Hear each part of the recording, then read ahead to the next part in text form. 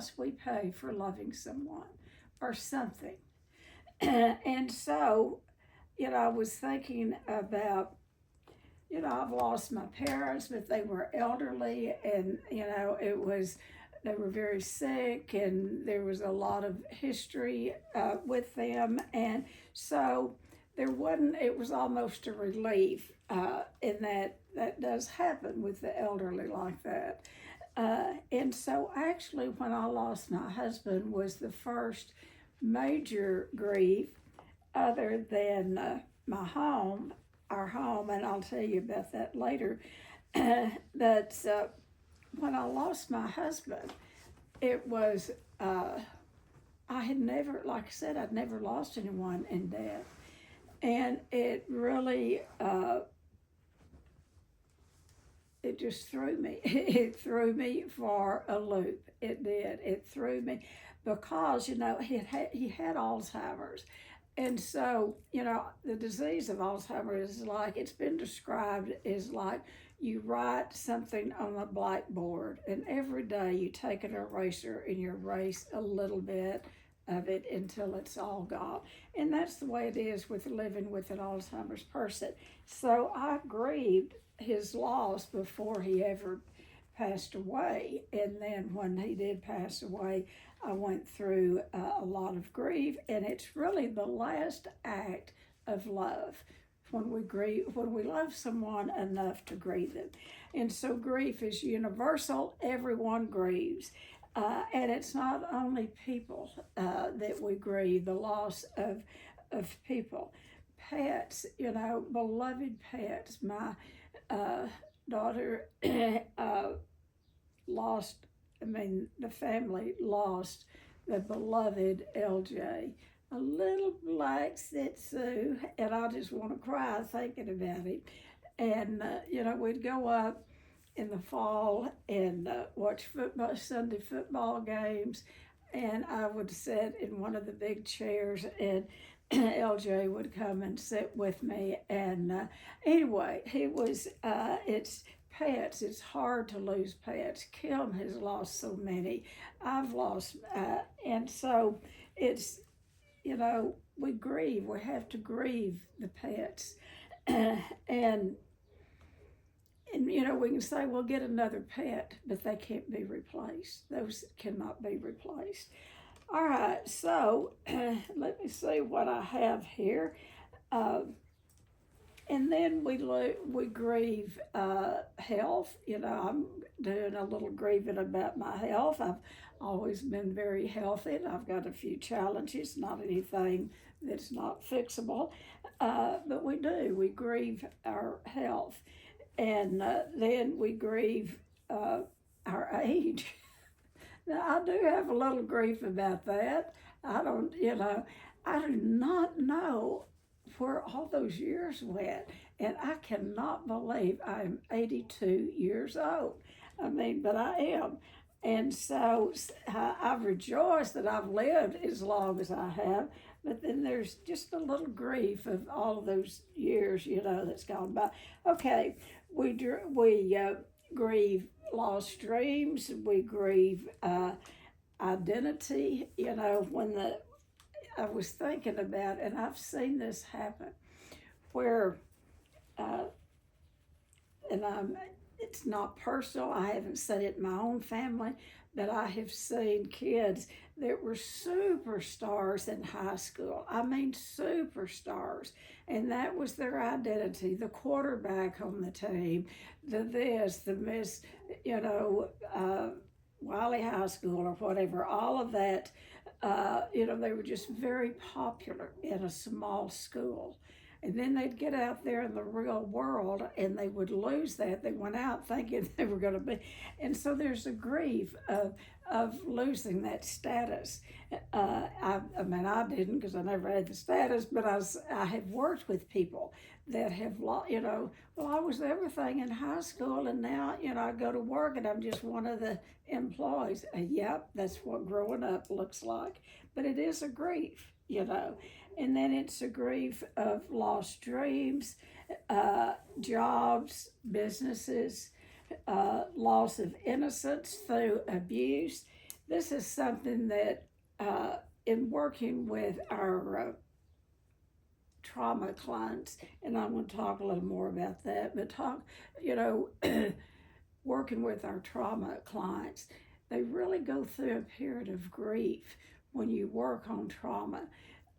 And, you know, as much as you want to release it and let it go, it creates a vacuum, it creates a hole in the soul when you release it. And so something has to replace that. And there's almost a grieving process that people go through when they have done a lot of work around the abuse and around the loss of the innocence.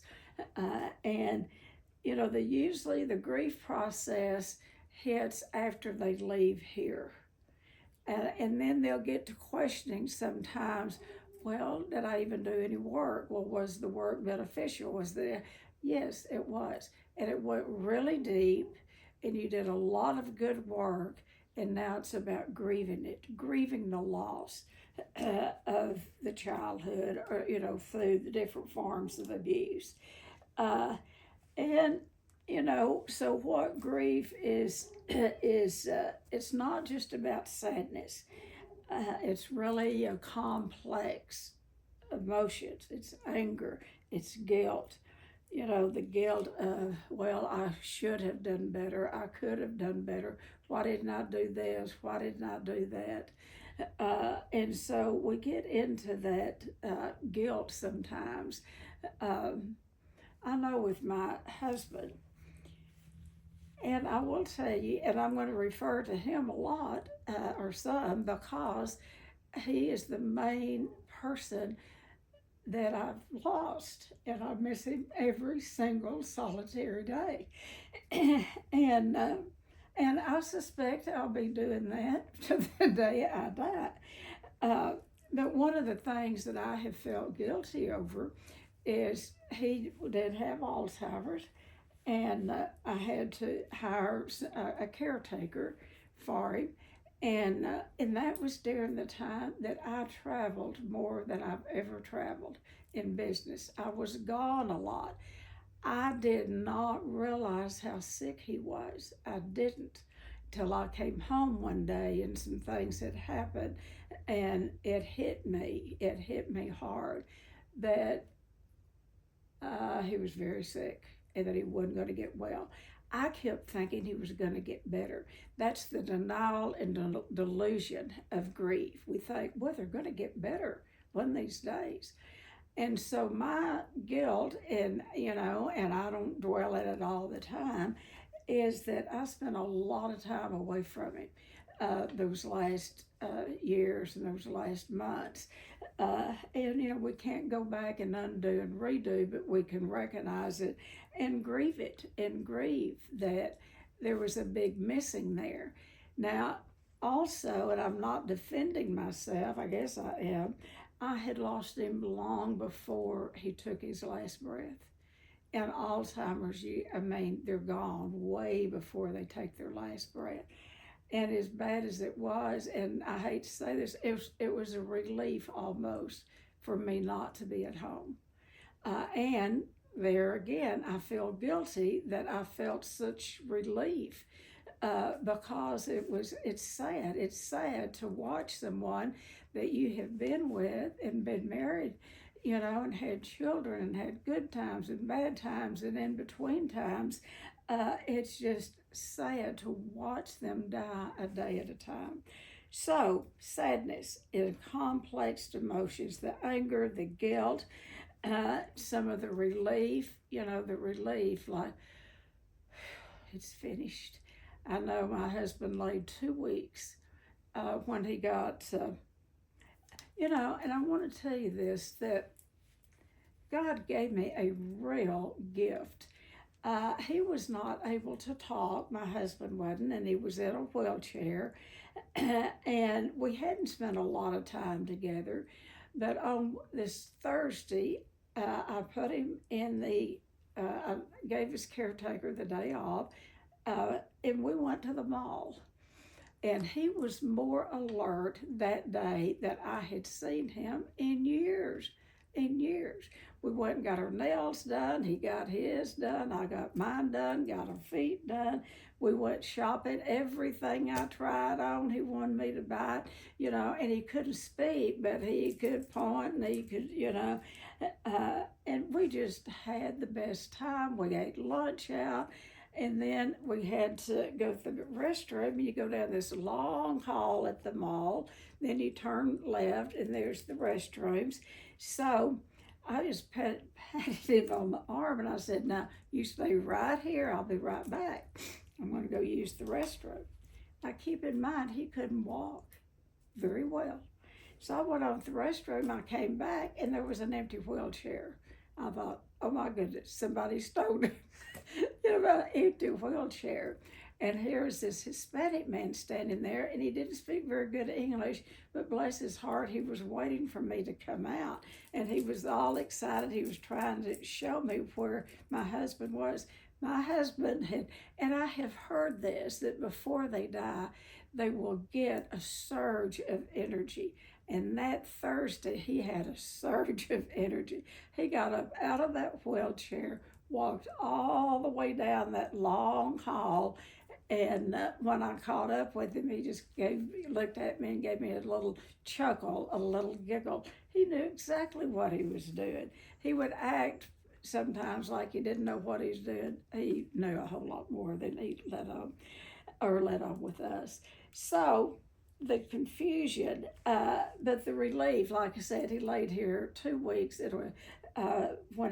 The next morning after that, our wonderful Thursday, the next morning, he couldn't get out of bed, but the caretaker and I couldn't get him out of bed. And I called Cam, and Cam came over, and we figured out he'd had a stroke. And so we took him to the hospital. They couldn't do anything for him. He laid there all day. And they said we could either keep him here in the hospital or you could take him home. And I felt like they were rejecting my husband. I don't know. I had so many feelings that day. But we brought him home. He laid here for 2 weeks at a hospital bed. And that was a joyous 2 weeks. People came from all around, older people that he had hired as teenagers. People and his AA people surrounded him. His children, grandchildren, everybody came home. We gave him a good send-off. We really did. And it was sad. It was all of those feelings, but there was also it was also a lot of fun and a lot of going back and telling of stories. And then there be confusion is a lot of confusion. And what confusion does is it clouds reality. When people have had a death, they'll just say, well, I'm just so confused. Well, it's a lot about not wanting to face reality. And so it's about the confusion clouds reality. And it's about just sitting with the confusion. And so, like I said earlier, there's different kinds of grief other than a death. I think, and I've worked with a lot of people that have had this, I think the grief of a divorce is harder than a grief of a death. Because when a person dies that you're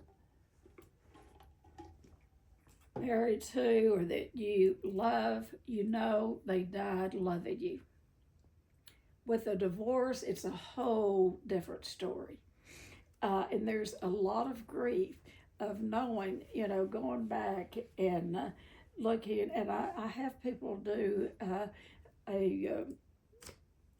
a life map of where their relationship started, and and look at the good times.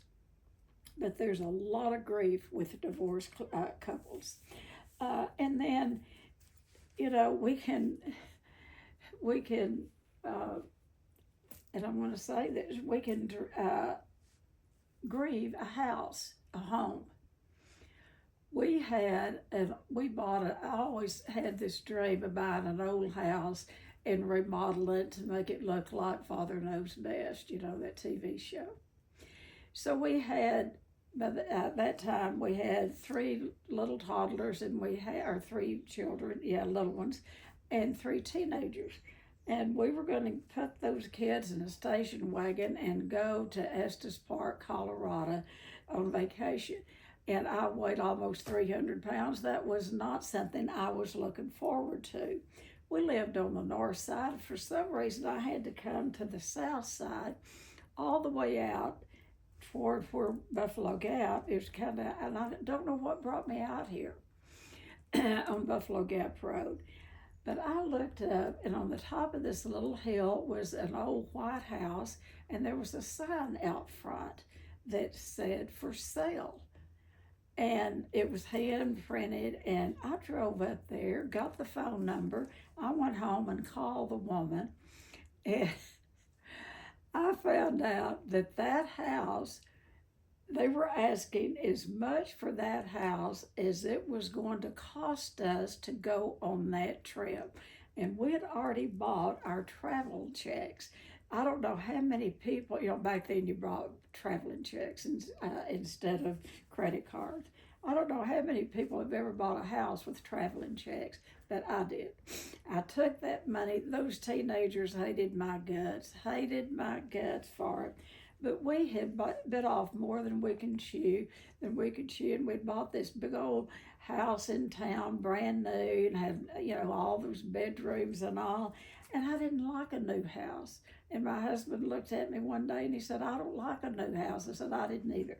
So anyway, he was kind of joyful when I told him and took him out to show him my house. And it needed so much work, so much.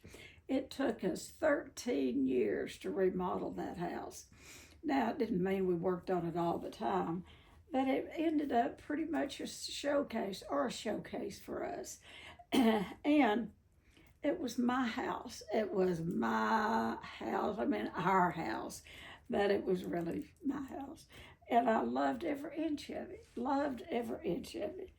And so, the kids grew up, they left home, we had this big old house, and I was out of town, and my husband called, and he said, there's a group of people that are wanting to buy our house. I said, well, it is not for sale.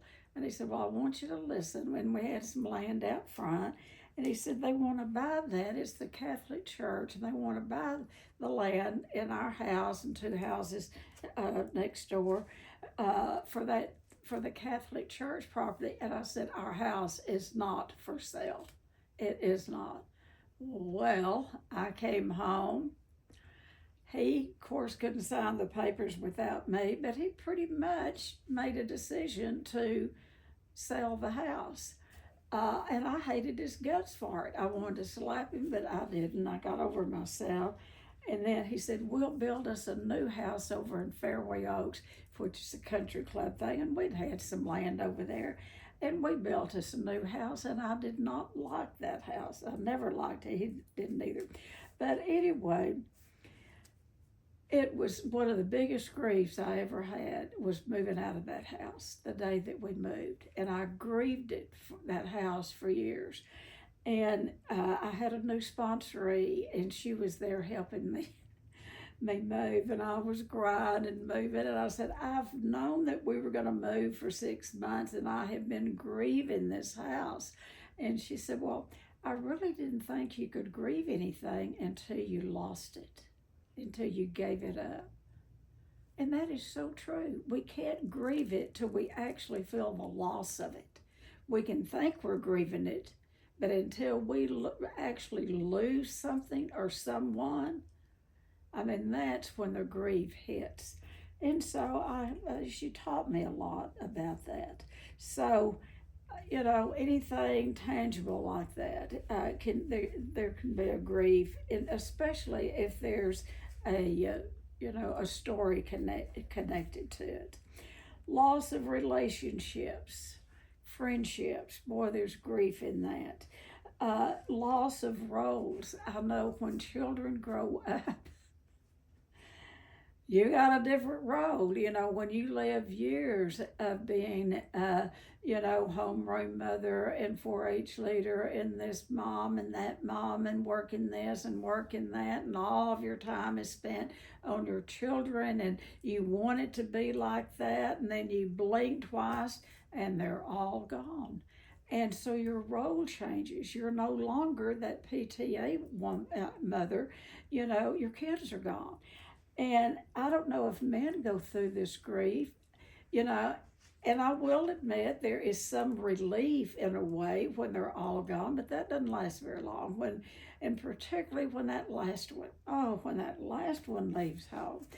Uh, but for any of them, each time, we were talking about this the other night, each time I would take one to college, I just act real strong and da da da, and you're going to have so much fun. It's going to be wonderful and blah blah blah, and then cry all the way home.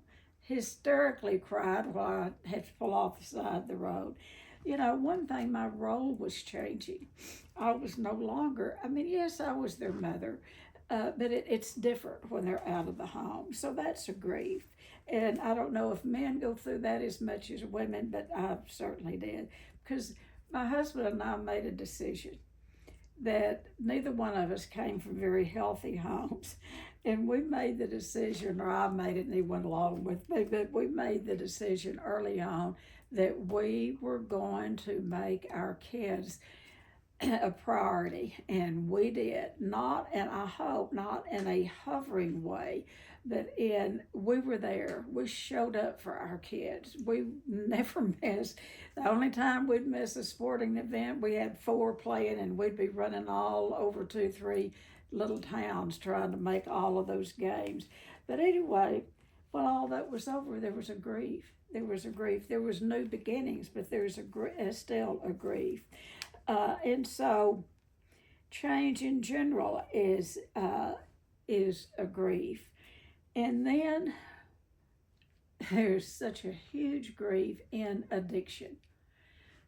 And I'm speaking to the choir here. When you give up an addiction, because addiction works for us, food works for us until it doesn't, alcohol works for us, drugs, as bad as it sounds, giving it up, there is a grief, there is a vacant spot there. And it's like, well, what do I do now? And I think especially with the food, because food was my go-to for everything, everything. If I was sad, I'd eat over it. If I was excited, and I'd eat over it. If I was mad, I would eat over it. I couldn't do anything till after I'd eat over it. And so it takes up a lot of time and attention.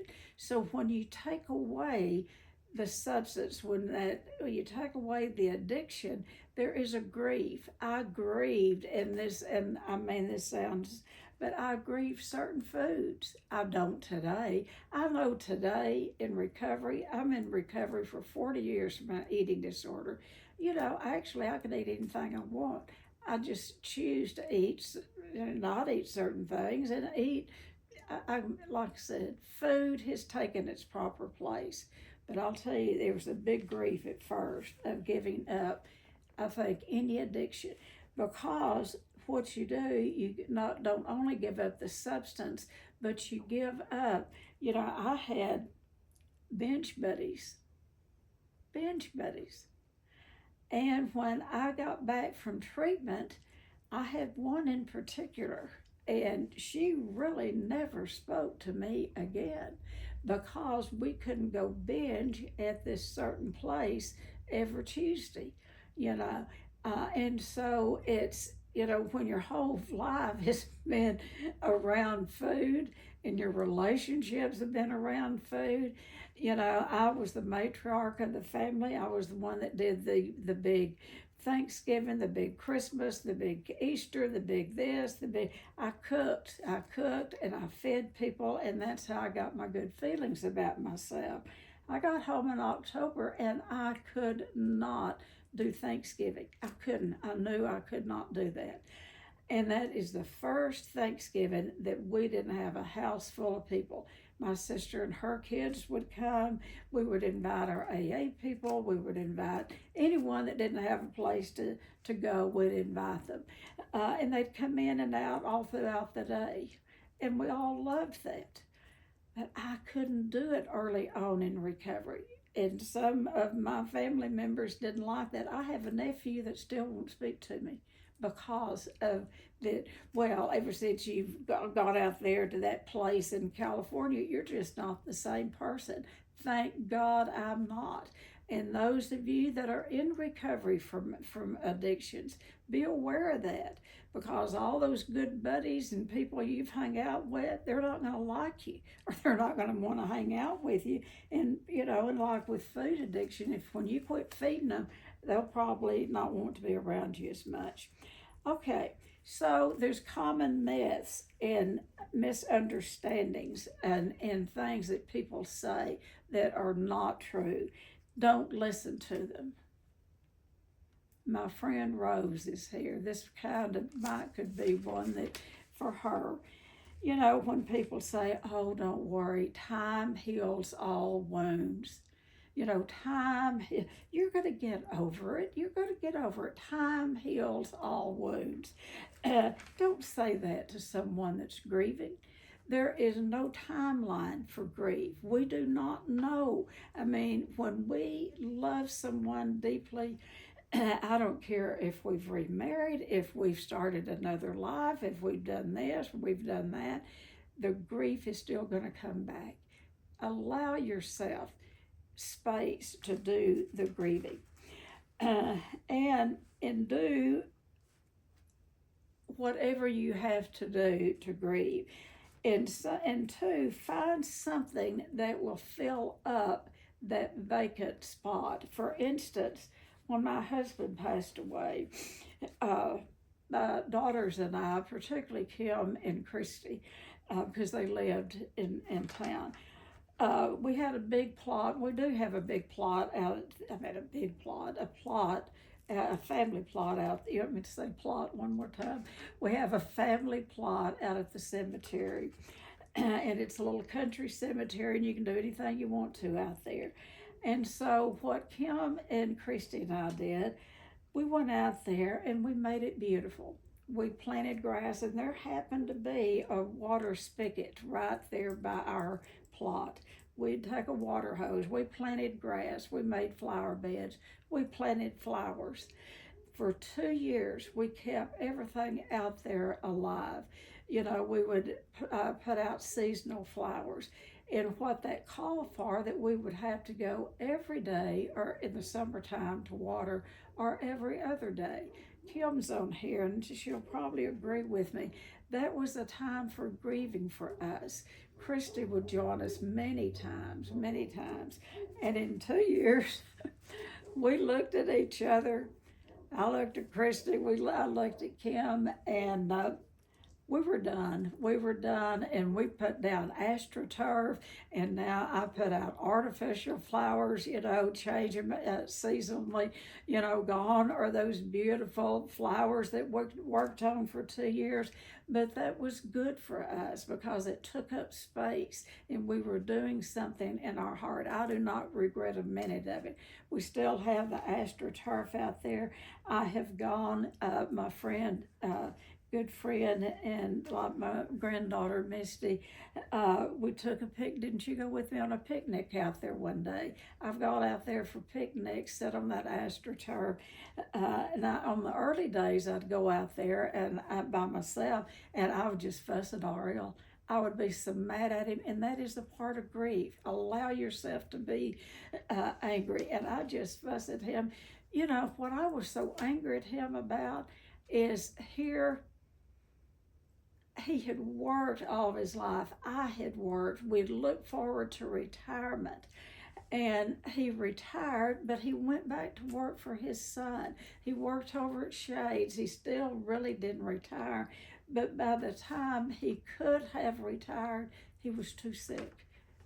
we had such a missing there, and so I got very angry at him, and so I'd sit out there at the cemetery and just fuss at him, and I bet he's down there just chuckling, at me, and so my thought about doing something constructive like that, like us planting the flowers, do something to fill up that void. And you may, do something like volunteer, go to the nursing home, go here, go there. But it worked for Kim and myself and Christy. And before my husband died, I was not a go to the grave type of person. Never, never. I think I've been back to my parents' grave maybe twice in all these years. I'm not that kind of person until I lost my husband.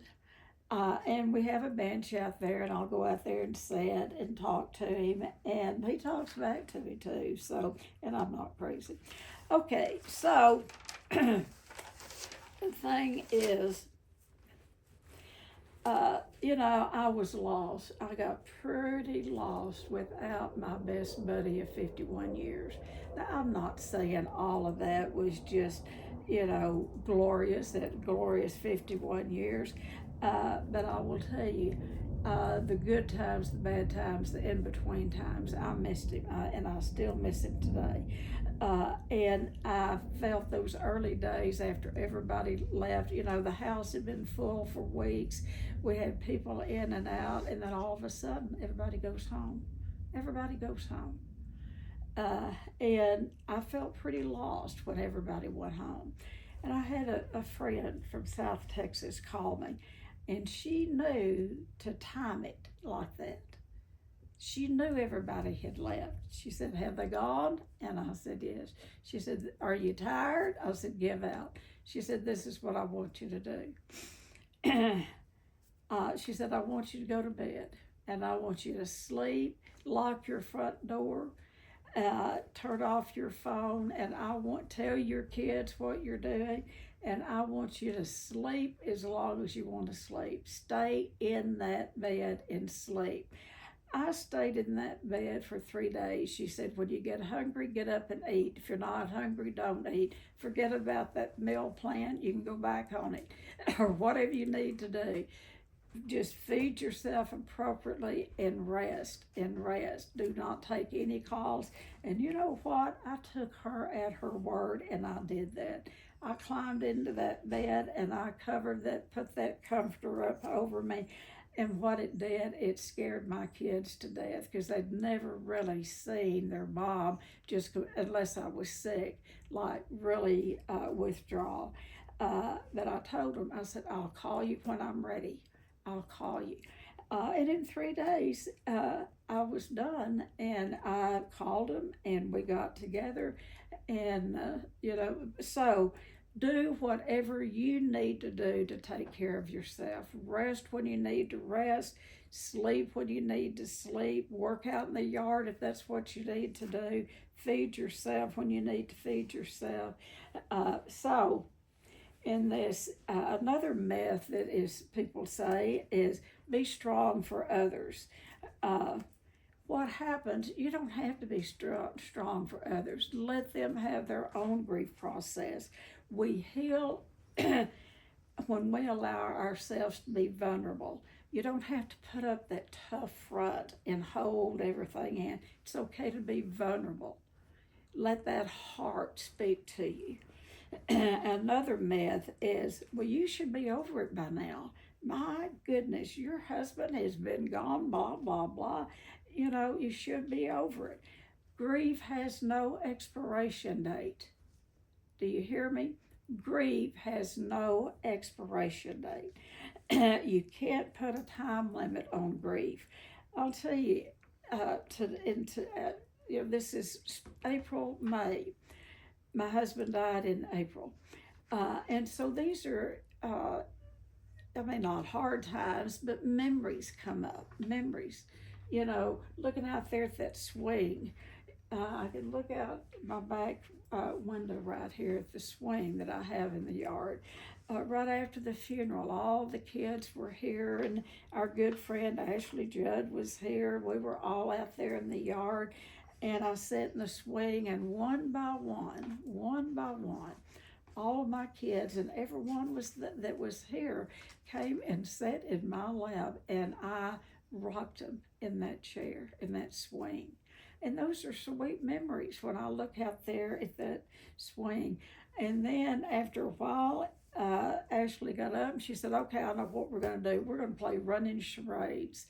You know, this was the day of the funeral, and she got us up playing running charades, and we had fun and we laughed. It did not interfere with our grieving. It just put, we just put a little fun in there, and Ariel would have loved it. My husband would have loved it. Okay, so grief is a process. It is not just a straight line. You're not just going to go through with it, done, got that done, check. It's not like that. Elizabeth Kubler-Ross, and I know y'all have all heard this story, but I'm going to tell you again. She was a social worker. I always thought this was a deep something that she really wanted to do. No, she was a social worker, and she had to write a paper for her degree. And so they gave her a list of things to write about. And by the time she got around to picking her topic, the only one of the few topics left was grief. That wasn't something that I thought it was just this deep, burning, desire of hers to write about grief. So she knew nothing about grief. She'd really never lost anyone real close to her. So she thought, well, I'll go to the hospital. There was a large teaching hospital there in the town where she lived. It was huge. And if you want to know anything in a hospital, go to the head nurse. And so she made an appointment with the head nurse and went and talked to her, and she knew that there was a morgue in the bottom of the hospital. And she asked the head nurse, she said, "Do you think that I could interview some dying people?" And that nurse said, "We don't have any dying people here." Now keep in mind, there was a morgue and people were dying all around her, but her first response was, "Well, we don't have any dying people here." Now, that is the first step in the grief process, is denial. That nurse was denying it, denial, and that's what Elizabeth Kubler-Ross put as number one, is denial, is don't even know I'm lying. When we're in denial, we don't even know I'm lying. I know for 2 weeks, my husband laid in that bed sick. People came to see him. Hospice came. The chaplain came, our doctor came because he was a friend, ministers came, everybody. But I denied he was dying. And I would go in there and talk to him, and I'd say, "I'm just going to let the kids have all these people here. I'm going to let the kids do whatever they want to do because I know you're going to get better." That's denial, folks. It is denial. And it is, I wanted him to get better so much.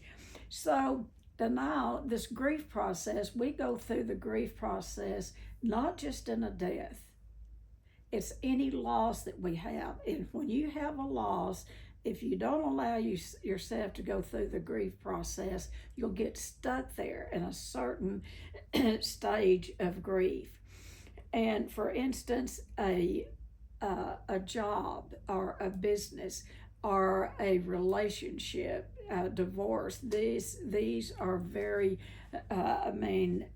life-changing events that need to be grieved. So denial is don't even know I'm lying. When we're in the denial, we don't know that we are denying it. But once we get past the denial and think, this is real, this is really real, then, now I've changed I've changed this process up a little bit because this is the way that I went through it. So You do, as you go through it, you will kind of go through it your own way. So the denial was first for me. Then it was bargaining with God, bargaining about the situation. God, get him up out of that bed and or out of that casket. I know we'd all gone out to dinner the night that they called and said that the body, was ready, and we were all out at the Perini's having dinner. The people that had already gotten in, and all of a sudden I knew that I had to go see my husband, and the kids wanted to go, and I said no, you don't. I need to go by myself. And so I went up to the funeral home, and it was late. They have an attendant on duty all night, but there wasn't anybody there but me. And I said, I want to go see my husband. I want you to open the casket, and I want you to shut that door. And I went in there, and I bargained with God, and I begged God to get him up out of that casket. When you do this, go through the grief process, it doesn't even seem rational at the time, but this is what I had to do. And then that bargaining, I knew God wasn't going to bring him back alive, but I told him, I'll be a better wife. I'll quit working. I'll stay home with him more. All of that bargaining stuff. And then the anger hit. And I did anger work over that casket. I screamed at him. I was so angry at him for dying on me. Now that is okay. We must be angry, get that anger out. And then once we get the anger out, what it turns to is depression. That's when the pain hits, the depression. And what we call that pain, the depression, is going through the dark night of the soul. And if you don't allow yourself to go through the dark night of the soul, you're not going to get to the other side. And this, you're going to go through these stages over and over and over. But when you get to that depression, and it's not clinical depression, it's situational depression, but if you don't allow yourself to go through it, you can get stuck there, and it can turn to clinical depression. So the dark night of the soul it's important to feel the pain. And then pain hurts. Pain hurts bad. Do y'all like pain? I don't like pain. It hurts. But if you allow yourself to feel it, what you're going to do is you're going to take a deep breath, and you're going to surrender. I give up. I can't do this anymore. I surrender. And then once you surrender, you move into acceptance. Acceptance. And when you move into acceptance, there's a lightness about you. It hasn't changed the situation. You can still go through every one of these steps, and you will again, over and over and over. And there will not be in this order necessarily. But after you go through these stages, you are going to get to a place of acceptance. And like I said, you may get there many times to the acceptance, but when the acceptance comes, the pain lessens, the clouds part, you can breathe again. You can breathe again. And so what I say is celebrate, celebrate the acceptance, and celebrate what you got out of this relationship with this person, or the event, or the business, or the, whatever you're grieving, the relationship. Celebrate it. When you get to that acceptance, thank God for it. Okay, so there are healthy and unhealthy ways to grieve. Healthy grief allows expression, it allows connection, and be that person that someone can reach out to. When you're in the grief process, you may want to do it all by yourself, all by myself. When you're all by yourself, you're alone. Guess what? You're alone, totally alone. You do need to spend time with yourself, but you also need to reach out and connect with another person. So healthy grief is to be that person that someone can reach out to. Make yourself available if you've had that same situation. Anytime I can visit, or anytime you want to talk to me, I'd be glad to visit with you. So make yourself available. Uh, Unhealthy grief is just keeping it all to yourself. Healthy grief is sharing it. Unhealthy grief may invite avoidance. Some people avoid grieving at all cost. This is when addictions might start up. You might not have had an addiction before.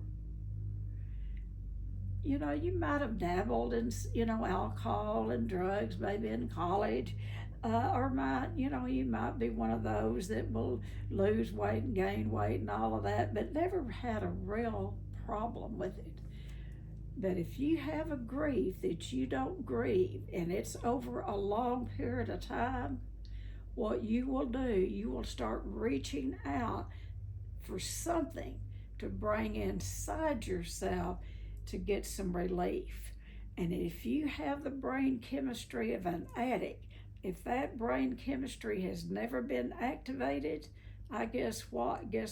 If you start drinking, and I see this happening all of the time, where young widows have lost their spouse in tragic accidents or something. Maybe they've never drank before.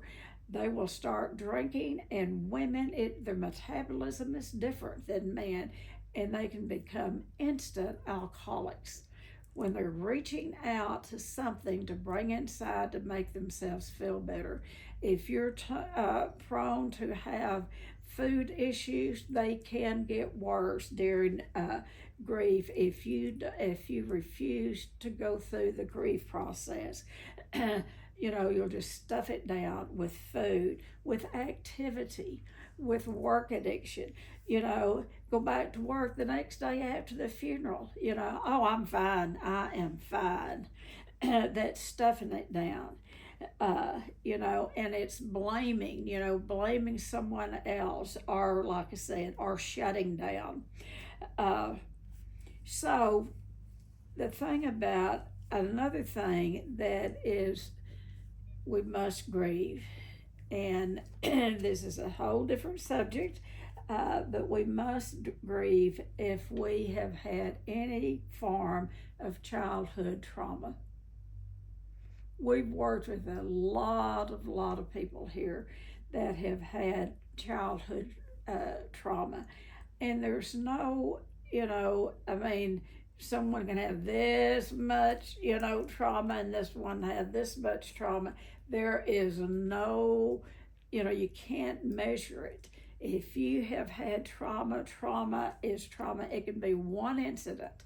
And if you don't work on that and get to the core of it and do your work, and grieve the loss of it, what will happen is you will stuff it down, and it will find a way to come out. And it's usually through unresolved anger, unresolved grief, and it's about do your work. With a trauma-informed therapist. And there's good talk therapists out there. I'm not putting down any therapists, but make sure if you're suffering from grief, go to if you've had any form of childhood trauma, because I'll tell you, a death will bring up trauma of the past. I want you to think about that. If you've had a death, particularly a close family member, it will, at times, not with everyone, but majority of people will go back and pick up some of that unresolved grief from trauma in the past. So if you haven't grieved losses along the way, if you have a big loss, boy, you're going to go back and you're going to gather up all of those losses at one time. So go to a trauma-informed therapist and do the work. do the work. And grieve a bad childhood. If you didn't have a good childhood, grieve the bad childhood. I don't like early on, we used to do, when they started adult children of alcoholics, there was a slogan that said, "It's never too late to have a happy childhood." I don't like that. I do not want to go back and be a kid again. I wouldn't if I could. But what I can have is a wonderful adult life. And at times I can be childlike, not childish, but childlike, and be playful and have that playfulness. Okay, so there is healing and there is hope. And what helps? Let me tell you what helps. Naming it. Name the grief. Name it. Feel it. Feel the grief. And then share it. Share it with someone. Don't just keep it all right in here. A burden or a grief kept inside doubles, at least doubles. If you keep that grief in here and you don't share it, it's gonna double and manifest itself in a way outside yourself that is not healthy. And that's called prescription drugs, that's called overeating, that's called alcohol, it's called, a lot of things to ease that pain. So a burden or a grief shared cuts the pain at least in half. You share pain and it's going to cut it in half at least. And you keep sharing it with, a willing listener. You don't have to tell everybody that you've come in contact with, but have someone that has a listening for you. That's a gift for people to have a listening for each other. Find someone that has a listening for you. And so another thing, particularly when you've lost someone in death, have rituals or memorials. There's music that I hum a lot, and I can't hardly hum it without crying. But my husband and I both liked, it's an old song written in the World War II. It's called My Buddy. We called each other Buddy. He was my buddy, I was his buddy. And when I lost my best buddy, that song meant a lot to me. And the girls had it played at his funeral. And so do a headstone. I mean, we got a little carried away by the headstone, but that's all right.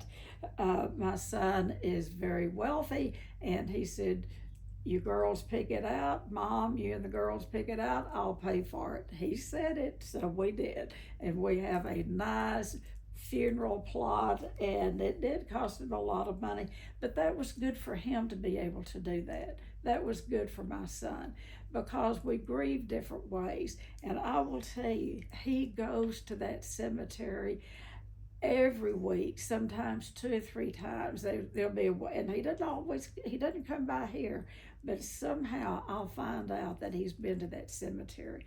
People grieve different. He grieves very quietly, but one of the things he did is he had the money. He wanted to pay for all of the services. He wanted to pay for that memorial, and so beautiful headstone. Another thing that we did is, and you can do, and it doesn't have to be large, you can give scholarships in honor of a loved one. Give a scholarship to a kindergarten or a scholarship, and that's what we did.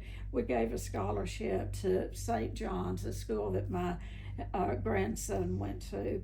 And we gave it in my husband's name. That's a way of honoring him. And then another way that a ritual, it is a ritual that we have. And I want to say, it is a ritual. We sit around the family table anytime now that we sit around that table in there, we get to talking about Papa and telling Papa stories. We do. And that's good. Tell funny stories. Tell the stories. Don't think just because they're gone that that you should quit talking about them, that you're going to keep them too alive.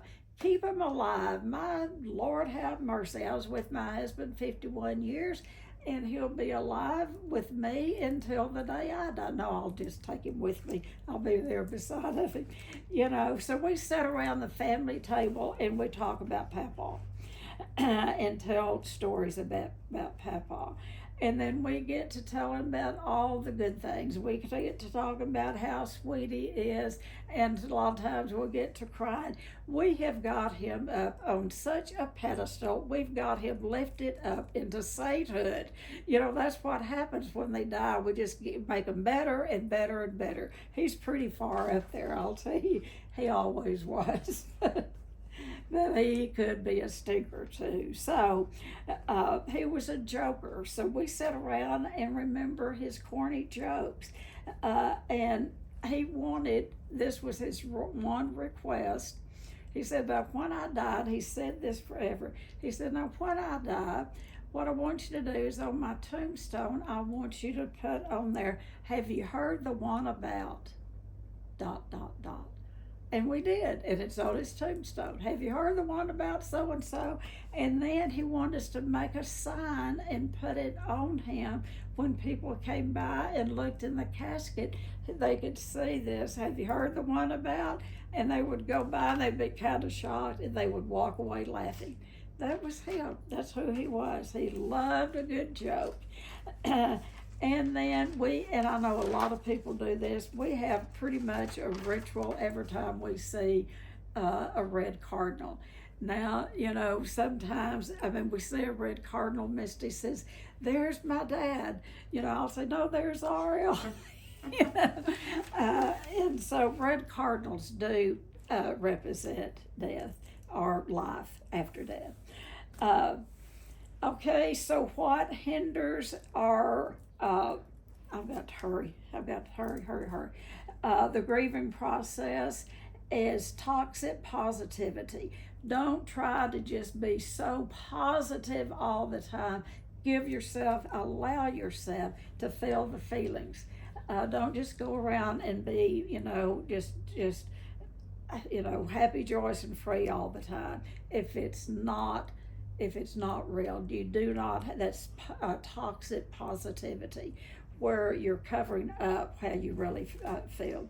Get to a support group, and then, support someone that's grieving. One of the ways you can do that is by listening more and speak less. That's what I said a while ago. Have a listening for somebody. Just listen to them. That's all they need. Don't try to fix people. Just be a witness to their pain. Just sit there and witness. And then say something like, I'm here with you. I don't know what to say, but I do care. I don't know what to say, but I care for you, and I'm here. Avoiding saying things like, well, at least you had 51 years. Don't say things like that. Well, at least you had a good husband. Well, at least, don't say things like that to people that have just lost someone. Or don't say things like, well, everything happens for the best. No, it wasn't the best for my husband to die or for you to lose a loved one. That wasn't the best thing to happen. Don't say that to people. Well, everything happens for the best or for a reason. And so share your grief story your way. And share it with others when it's appropriate. Acknowledge the strength that it takes. If you know someone grieving, acknowledge their pain and the strength and energy it takes to grieve. So, in closing, what I'd like to say is write affirmations about grief. And a few of them is grief is a lover's echo. Grief is a lover's echo, and that's sweet. You don't have to get over it. You grow around it. You're allowed to grieve in your own way and in your own time. So make some affirmations about grief. So I'm not going to go over all of them, but just think about affirmations. And then Also, it's okay to laugh again. Remember, it's your loved one would want you to laugh and play and have fun and to go on living. And when it's time, when it's appropriate, write a goodbye letter. Write a goodbye letter. Thank the person for being in your life or place or animal, whatever you've lost, a job, a home, a business. Write about it. Thank that person, place, or thing. And then write the ways that they've contributed to your life. Number two is write how you met. There's always a story about how you met. Write that about how you met. Number three, write what was special about that person. Write about the specialness about that person, the funny little things that only the two of you might have done, or write about the place that you're grieving, or whatever you're grieving. Write about it and how you connected with that special part. And then the last thing is thank the person again for the gifts of life that they gave you. The gift of that, thank that little sweet LJ for all the joy he brought to all of us. All of us. Thank that person for bringing the life that they did to all of us and the joy that they brought. And then tell them goodbye. And you may have to do this many times. Tell them goodbye doesn't mean you're just going to stop grieving. It means so long for now. So I've asked my friend Misty and my best friend and my little adopted granddaughter to sing a little song. It's a song that I love. We had it sung at my husband's funeral. I know I didn't leave time for questions or shares, but it's my show. What can I say? I just wanted to give you everything I could about grief, because grief is real. Please allow yourself to feel it. I'm going to move over here. I'll stay in here with you. And I wanted, and this is a big deal. She's doing it a cappella. I called her last night at 11 o'clock and asked her if she would do this. This is what friends do. Oh yeah, Minnie, I'll do that. All right. It's just a snippet and y'all can sing it with me. Hopefully I'll start off in the right key. I'll be seeing you in all the old familiar places that this heart of mine embraces all day through.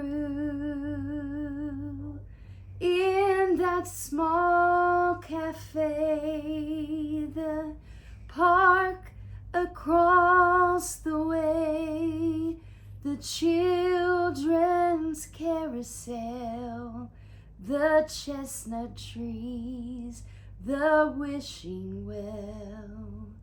I'll be seeing you in every lovely summer's day, in everything that's bright and gay. I'll always think of you that way. I'll find you in the morning sun, and when the night is new, I'll be looking at the moon, but I'll be seeing you. Thank you, Misty. Thank all of you for being here. I hope you've gotten something that could be helpful in your process of grief. And grief is ongoing, and don't rush yourself through it, and be prepared that you'll think you're through grieving a certain situation, a certain person. You'll think well, I've done that, I'm finished. And then you'll be driving along someday and you'll smell a certain smell. You'll hear a song on the radio. You'll see the sun shining a certain way. and the tears will come to your eyes because it will bring up a memory of that loved one. And cherish those memories. Cherish those memories. And then it's okay to get mad at them too for leaving us. So have a good rest of the week. And next week, please join us. We're going to do a subject that I've never talked about. And there's some people on here that I would like to really join in and help, because some of you, I know you real well, and some of you have had this, and it's called church hurt. You know, we go to church. Church needs to be a refuge where we go and, but sometimes, you know, churches, not sometimes, but churches are made up of fallible people, and people make mistakes. We're not all, I mean, we make mistakes, even those people in churches. And so mistakes made, things happen that create church hurt. So join me next week as we talk about this. Bring your church hurt to us, because we want to talk about this, because I keep getting people who want to talk, because there's really no avenue, no place for them to talk about it. So we're going to talk about it here. All right, have a good rest of the week, and good to see all of you. Bye-bye. Thank you, Tennie. Love you. Love you. Thanks, Tennie.